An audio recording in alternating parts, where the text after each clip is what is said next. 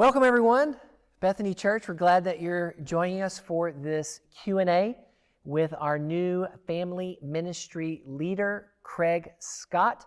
And just so that you are absolutely clear that we are still maintaining social distance, what you will see here is that Craig and I are indeed 2 meters apart. So no one question that. Our integrity is intact. Right? Yep, we are totally compliant with Boris Johnson's orders. 100%, exactly. Yep. Even if he goes down to 1.5 meters, Yep. we got it covered. We're all right. I'll move to there. So, Exactly right. Exactly. So the idea here today was to give you an opportunity to ask questions. Normally, when we would make an announcement like this, it would be in church and you would have a chance to talk to him personally, ask questions, that sort of a thing. But because of COVID-19, this has been a very unorthodox sort of process. So we thought if we did something like this, where you could send us questions in, we could read those questions and then I could just ask Craig what they are and we just kind of go back and forth like that. So this is meant to be very informal, okay? We're not trying to in any sort of way pose this as like an interview. Craig has the job, all right? It is a full-time paid gig, all right? And on top of that, it's not only family ministry, but there's a part of Craig's job description that also deals with digital ministry as well. So we'll talk about that in a little bit. So let me just go ahead and start with kind of first question, if that's okay. Go for it. So first question, Craig, is what do you think your main objectives will be? In other words, what will you focus on for those first 3 to 6 months of the job? So I'm stepping into brand new territory, I believe, with everything that's going on with COVID. What I would really like to get started for the next 3 months is getting some kind of online presence for the Ark, for the youth, and for families in general. One of my main priorities would be to get some kind of Ark online up and running. So a little bit like what we did with the Easter Club. So on a Sunday morning, you can hand an iPad or you could put it on the television for your kids and they'll be able to enjoy what we normally do out in the restaurant and in the classrooms, but we do it in your home, in the safety of your own home. Then for the youth, I was thinking, they don't particularly want to be entertained and sat in front of a thing and me going, like I'll be doing for the Ark.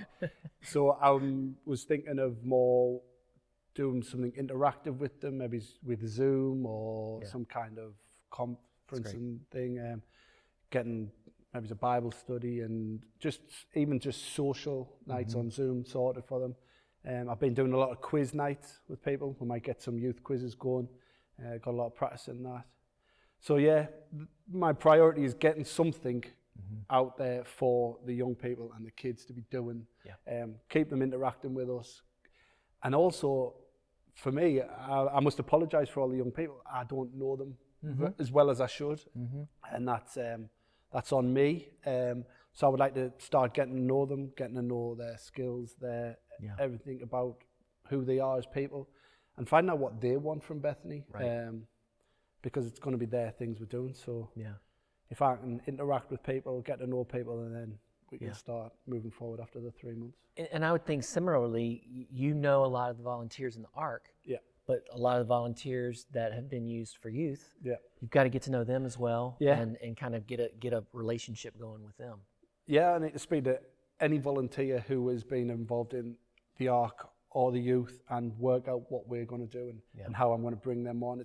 This isn't just going to be me who's doing everything, because that just wouldn't work. We're still going to need the volunteers to come and plug in and be a part of it.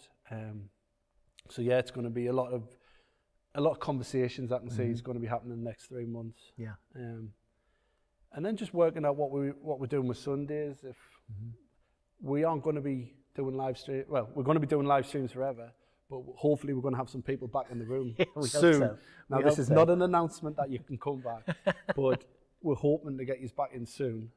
So we need to work out what we're going to do there as well. So. Yeah, I think the other thing too is just recognizing that because this is such a big job, because this is family ministry that encompasses youth and children.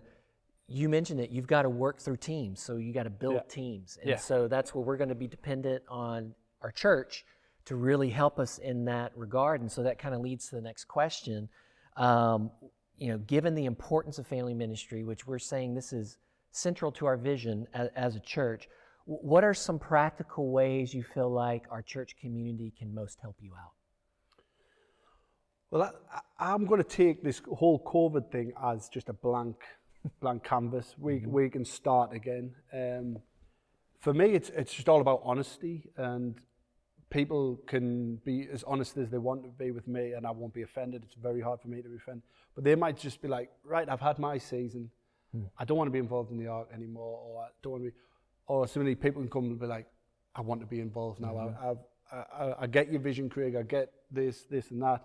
How can I be involved? So that's, for me, is just come and be honest with us. Yeah. If you want to be involved, come and tell us. If you don't, then we're sorry to see you go, but if that's where God's leading you, then you can use this as your clean break to get away. Yeah.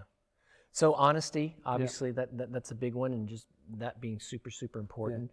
And so I know one of the issues that we kind of anticipated people might have a question about is, this is your first role in ministry from a paid position. You obviously have lots of experience in volunteer and leading in our church. But coming from the quote unquote secular world and to a ministry perspective and a ministry role, what do you think will be your biggest challenging in making that transition? One of my biggest challenges is I've worked from home for 7 years now. And I have been a shout away for Jodie. So she can see, shout up the stairs, Craig, I need help. Right. Just getting up, getting out and coming into the office will be just completely new for me. So that's going to be a big one, especially with 2 young children. For Jodie, that would be a big challenge. Yeah. But then it's how you interact with people, how you deal with people. You should always show compassion and whatever, but in the secular job, it's just a little bit different. You're not working with volunteers. You work with paid people who's there to do a job. So that would be a big difference. And then there's a thing of, I haven't been to a theological college. I haven't got a theological degree. So it's identifying areas where I need to improve on in that area, do some training. And I know there's a question that's coming up about training, but I'll answer it now because I think I can feed into it.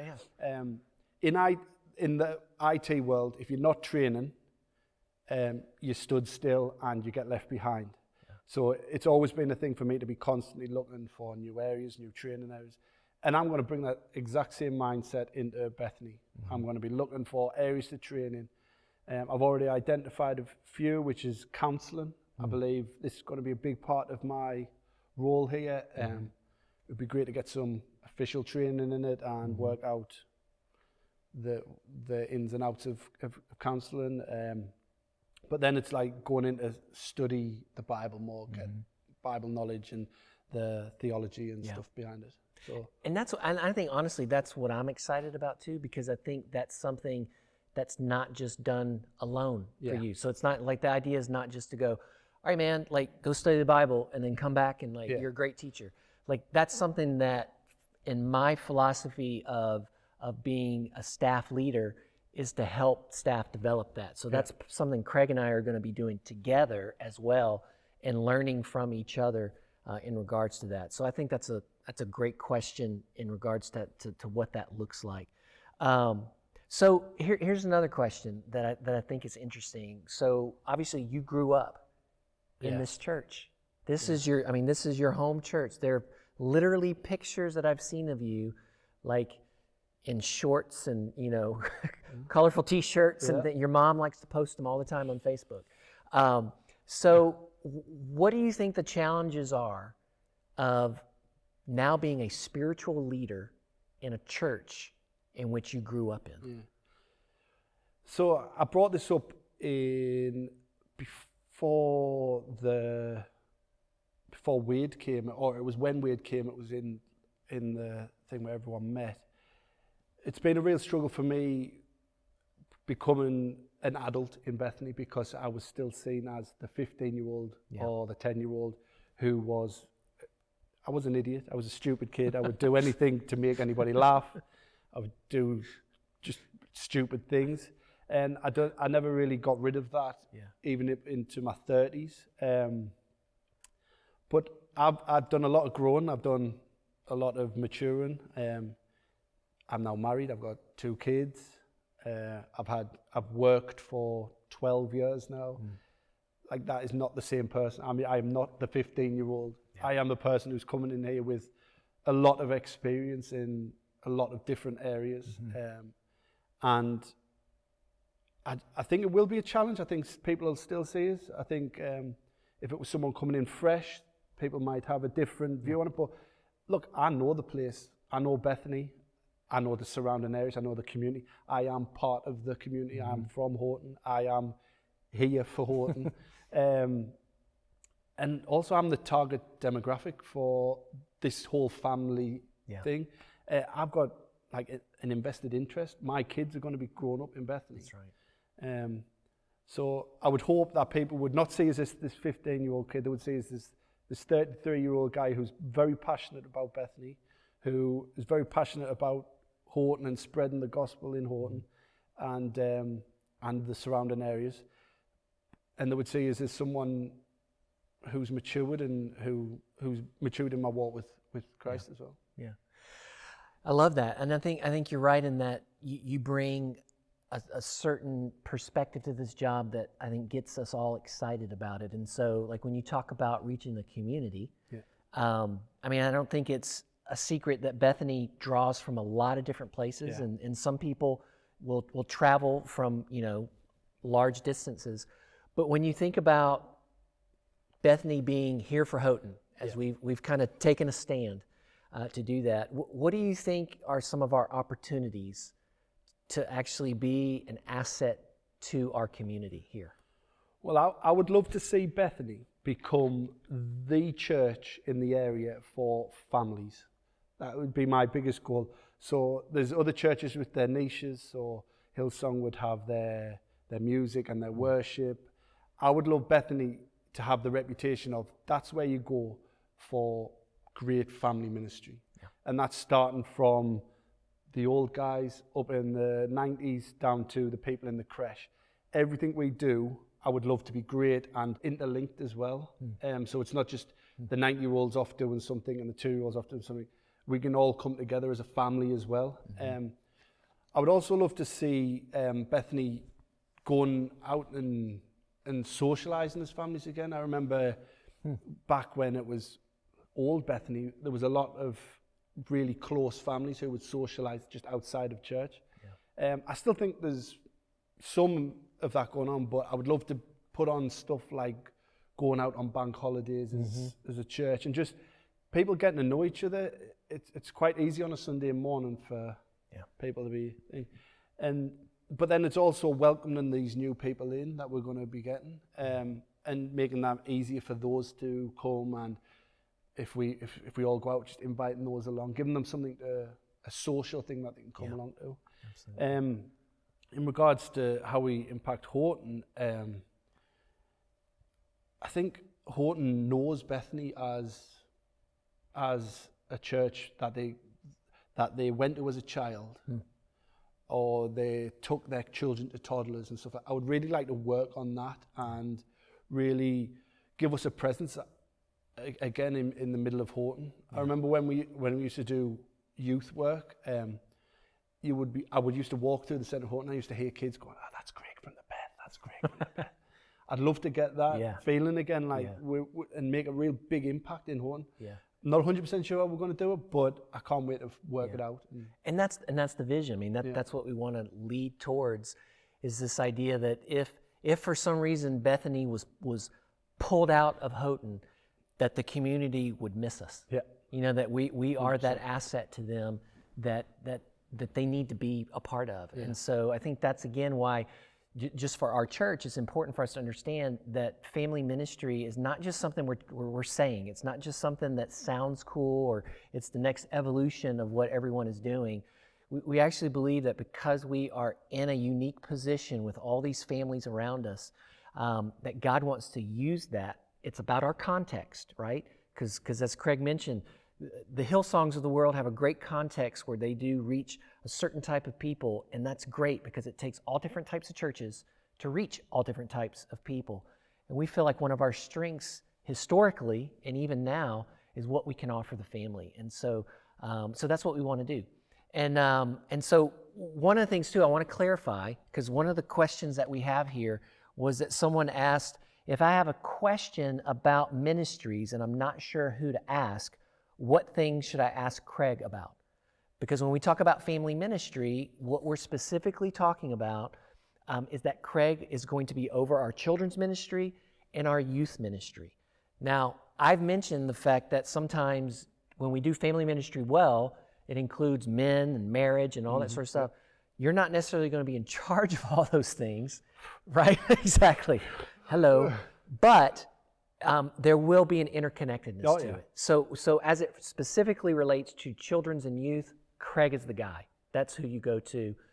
Those other areas, either myself or the volunteer leaders that we have, I think probably is the best way to kind of focus on that.